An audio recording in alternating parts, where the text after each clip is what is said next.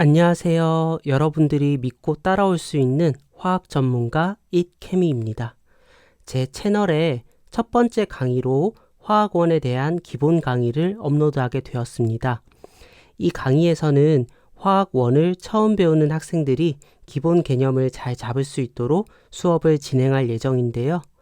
기본 개념부터 심화 개념과 스킬까지 여러분들이 제 강의를 믿고 잘 따라와 준다면 내신뿐만 아니라 수능에서도 1등급을 받으실 수 있도록 최선을 다해 강의를 준비해 보도록 하겠습니다. 앞으로 업로드될 제 영상을 기대하신다면 구독과 좋아요 부탁드립니다. 그럼 바로 시작해 보도록 할게요. 1단원의 제목은 화학의 첫걸음입니다. 그중 첫 번째 소단원인 우리 생활 속의 화학에서는 화학이 어떻게 발전되었고 화학이 인류의 역사에 어떻게 유용하게 되었는지를 배울 예정인데요. 우선 인류의 역사에 있어서 화학이 어떻게 발전되어 왔는지를 살펴보도록 하겠습니다. 화학의 역사는 약 150만 년 전 불의 발견과 이용에서 시작되었습니다. 불은 우리 인류의 삶에서 뗄 수 없이 중요한 존재인데요. 그 이유는 추위를 피해서 따뜻하게 지낼 수 있도록 난방을 하거나 날것의 요리를 먹지 않고 익혀서 먹음으로써 각종 질병을 예방할 수 있는 요리, 농사를 짓기 위해선 다양한 농기구가 필요한데 이런 농기구를 제작할 수 있는 등 인류의 삶에 다양하게 이용되기 때문입니다. 하지만 우리가 중요하게 기억할 점은 왜 화학에서 불의 발견이 중요한가인데요. 바로 불을 이용하게 되면서 금속을 재련할 수 있기 때문입니다. 인류의 첫 번째 도구는 돌이었습니다. 돌을 이용하는 석기시대에서 청동을 이용하는 청동기, 철을 이용하는 철기시대로 발전할 수 있었던 이유는 바로 불의 이용 때문이었죠. 그래서 불을 이용하게 되면서 먼저 기원전 5000년경에 구리가 먼저 이용이 되었고요. 이후 기원전 1300년경에 철을 이용하게 되었습니다. 근데 여기서 질문이 있을 수 있어요. 그럼 도대체 재련은 무엇인가요? 네, 여기에 대해 잇케미가 알려드리도록 하겠습니다. 화면에 보이는 금속은 녹이 슬어 있죠. 우리가 생각하는 금속은 광택을 띠고 매우 단단한 상태인데 이렇게 녹슨 금속은 우리가 농기구나 무기로 사용하기가 어려울 텐데요. 그래서 우리가 원하는 금속으로 이용해주기 위해서는 이런 녹슨 금속을 순수한 금속으로 바꿔주어야 합니다. 이런 과정을 바로 재련이라고 합니다. 재련은 자연에 존재하는 녹슨 금속과 같은 산화물 상태의 금속에서 산소를 분리하여 광택을 띠고 단단한 순수한 금속을 얻는 과정을 말하죠. 여기서 한 가지 기억할 시점은 여러분들이 통합과학을 배울 때 지구에서 존재하는 원소들에 대해 배웠을 거예요. 그때 분명 지구에는 구리보다 철이 많다고 배웠습니다. 그런데 왜 지구에 풍부한 철보다 구리를 먼저 사용하게 되었는가를 기억해 주시면 좋은데요. 그 이유는 바로 구리의 재련은 상대적으로 낮은 온도와 조건에서 쉽게 일어나지만 철의 재련은 상대적으로 높은 온도와 조건에서 어렵게 일어나기 때문입니다. 즉, 철의 재련이 더 어려워 철은 매장량이 풍부하지만 사용 시기가 늦어졌다라고 기억해 주시기 바랍니다.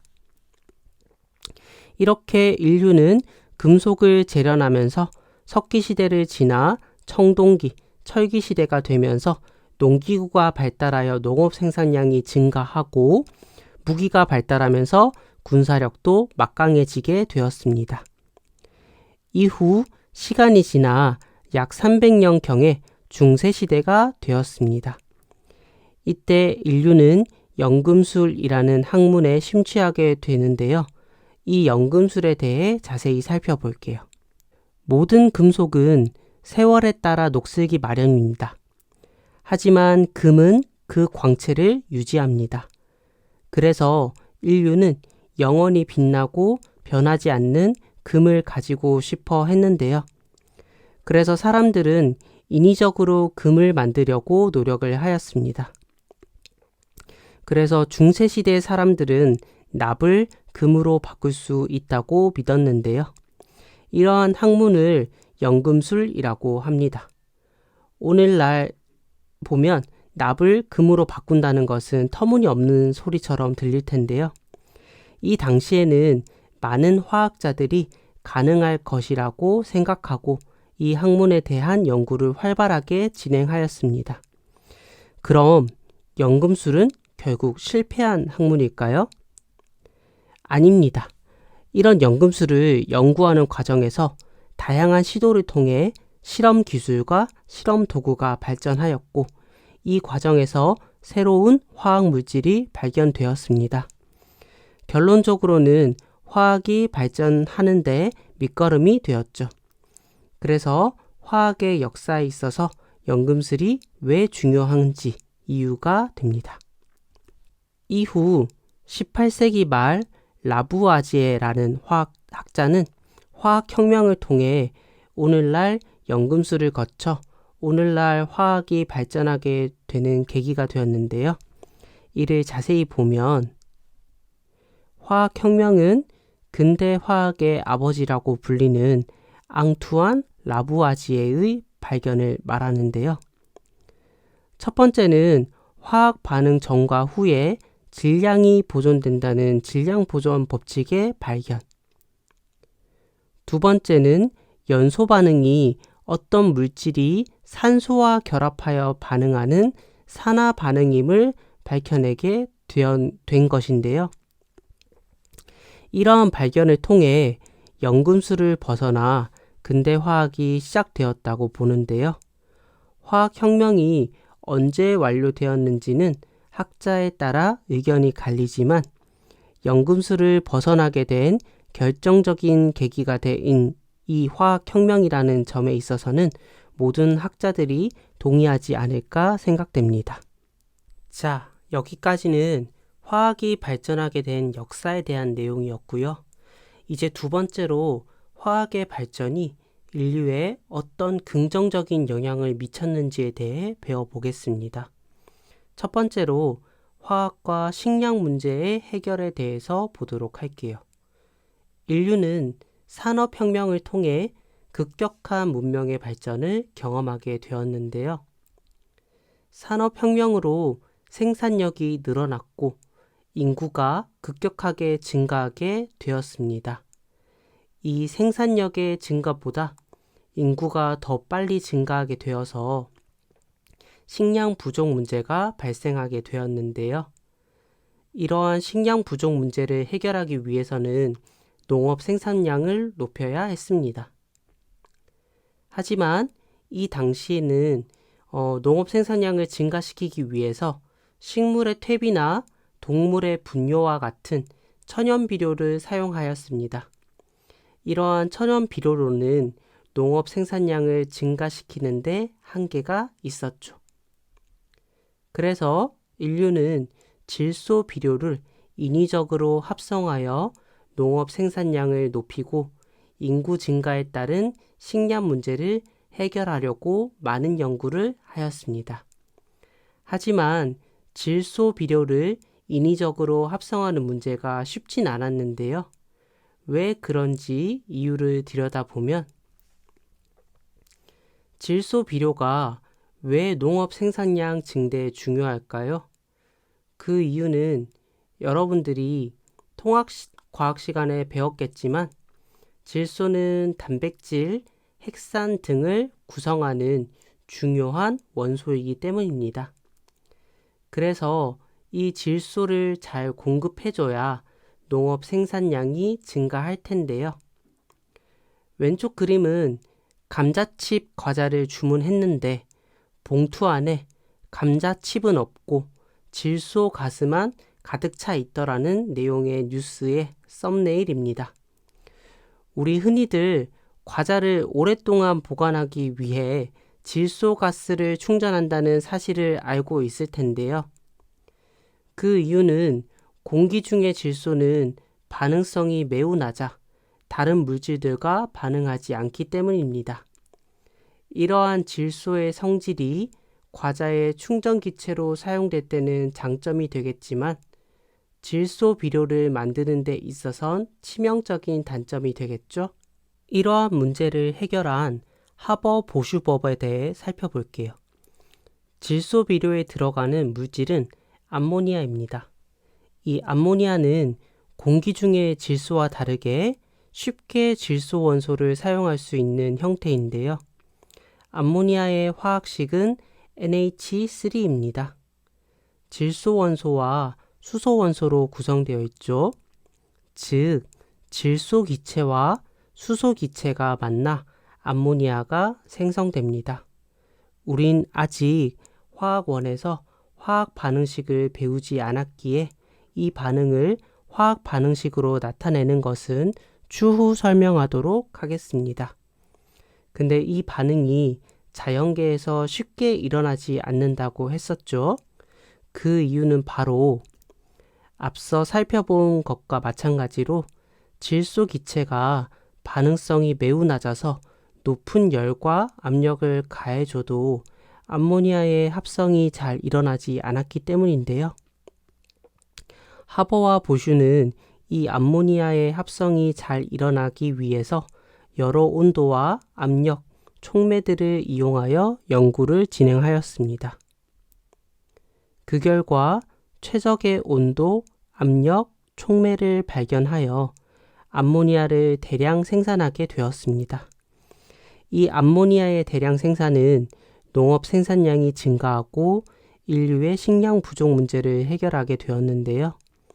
이 업적으로 1918년에 하버는 노벨상을 수상하게 되었습니다. 이처럼 화학은 인류의 식량 문제 해결에 매우 중요한 역할을 했다는 점을 확인할 수 있습니다. 이번에는 화학이 의류 문제 해결에 기여한 사례를 보도록 할게요. 우리는 의복을 자연에서 얻을 수 있는 천연 섬유를 이용해서 만들었는데요. 이렇게 자연에서 얻은 천연 섬유는 큰 장점도 있지만 반대로 단점도 가지고 있었습니다. 화학은 이러한 천연 섬유의 단점을 극복하기 위해 합성 섬유를 개발하였는데요. 그런 천연 섬유와 합성 섬유의 특징을 한번 살펴보고 가보겠습니다. 천연 섬유는 식물에서 얻는 면이나 마, 동물에서 얻는 비단과 같은 섬유를 말합니다. 이런 천연 섬유의 특징은 첫 번째로 흡습성과 촉감이 좋다는 건데요. 흡습성은 습기를 얼마나 잘 흡수하느냐는 건데요. 우리가 면수건을 생각해 보면 물을 엄청 잘 흡수하는 걸 떠올릴 수 있죠. 두 번째는 질기지 않아서 쉽게 닳는다는 것인데요. 아무래도 천연 섬유이다 보니 오래 사용하는데 한계가 있을 수 있겠죠. 세 번째는 자연에서 얻다 보니 어떨 때는 생산량이 많지만 어떨 때는 생산량이 적어지는 등 일정하지 않은 생산량이고요. 네 번째는 사람이 직접 이 천연 섬유를 얻어야 하므로 생산에 많은 시간과 노력이 필요하다는 점입니다. 이러한 천연 섬유의 문제를 해결하기 위해 개발한 것이 합성 섬유인데요. 간단한 분자를 이용하여 합성한 섬유로 원료에 따라 다양한 특징을 갖는 것이 특징입니다. 주로 합성 섬유의 원료는 석유로부터 얻는데요. 이를 자세히 살펴보면 첫 번째로 흡습성이 좋지 않습니다. 여기서 많은 학생들이 이렇게 생각하더라고요. 아, 안 좋은 거구나 라고요. 그런데 아니죠. 우리 생각해 봅시다. 비가 많이 오는 날 면으로 된 티셔츠를 입는 게 좋을까요? 방수가 되는 원단을 입는 게 좋을까요? 의류에 있어서는 흡습성이 좋지 않은 것이 큰 장점이 될 수 있겠죠? 두 번째로 질기고 쉽게 닳지 않아서 오랫동안 사용할 수 있고요. 세 번째로는 공장에서 합성할 수 있으므로 대량 생산이 가능합니다. 네 번째로는 다양한 기능의 섬유를 제작할 수 있다는 점이고요. 여기에 대해서는 현재도 조금 더 좋은 소재를 개발하기 위한 연구가 활발하게 진행되고 있습니다. 이 중 최초의 합성 섬유인 나일론에 대해 잠깐 보고 가도록 할게요. 나일론은 캐러더스가 개발한 최초의 합성 섬유인데요. 1939년 미국 화학회사 듀폰이 신제품 나일론 스타킹과 양말을 판매하면서 알려지게 되었습니다. 이 나일론은 기존의 천연 섬유와 다르게 매우 질기고 물을 흡수해도 팽창하지 않고 오랫동안 변하지 않는 장점이 있어 의류뿐만 아니라 밧줄, 전선, 그물 등 다양한 산업에서 이용되고 있습니다. 이렇게 화학이 인류 문제 해결에도 크게 기여하였다는 사실을 살펴보았습니다. 이번에는 화학이 주거 문제 해결에 기여한 사례를 보도록 할게요. 왼쪽 사진은 우리나라 전통 가옥인 초가집의 모습이고요. 오늘날은 이렇게 아파트에서 많이 생활하고 있죠. 둘을 비교해 보면 아무래도 아파트가 단단하고 내구성이 더 강하고 단열도 더 잘 되고 같은 면적에 더욱 많은 인원들이 살아갈 수 있는 장점들이 있을 텐데요. 이러한 문제를 해결하기 위해서는 뛰어난 건축 재료가 개발되어야 했습니다. 화학에서 개발한 다양한 건축 재료를 한번 살펴볼게요. 첫 번째는 철입니다. 철은 단단하고 내구성이 뛰어나서 건축물의 골조나 배관, 가전제품, 생활용품으로 이용되고요. 두 번째는 스타이로폼으로 건물 내부의 열이 밖으로 빠져나가지 않도록 단열재로 사용됩니다. 세 번째는 시멘트로, 이 시멘트도 건축에 많이 사용되는 재료고요. 네 번째는 콘크리트로 시멘트에 물, 모래, 자갈을 섞은 건축 재료입니다. 압축에는 강하지만 잡아당기는 힘에는 약한 특성이 있고요. 다섯 번째는 철근 콘크리트로 콘크리트 속에 철근을 넣어 강도를 높인 재료입니다. 주택, 건물, 도로 등의 건설에 이용되고요. 유리도 건물의 외벽과 창 등에 많이 이용되죠. 자, 이렇게 화학이 인류의 식량 문제, 의류 문제, 주거 문제 해결에 어떤 기여를 하였는지, 화학이 우리에게 얼마나 유용하였는지를 이번 시간에 배워보았습니다. 오늘 수업은 여기까지이고 다음 시간에는 탄소화합물에 대해 배워보도록 하겠습니다. 오늘 수업이 유익했고 다음 수업이 기대된다면 구독과 좋아요 부탁드릴게요. 그럼 다음 시간에 만나요. 안녕.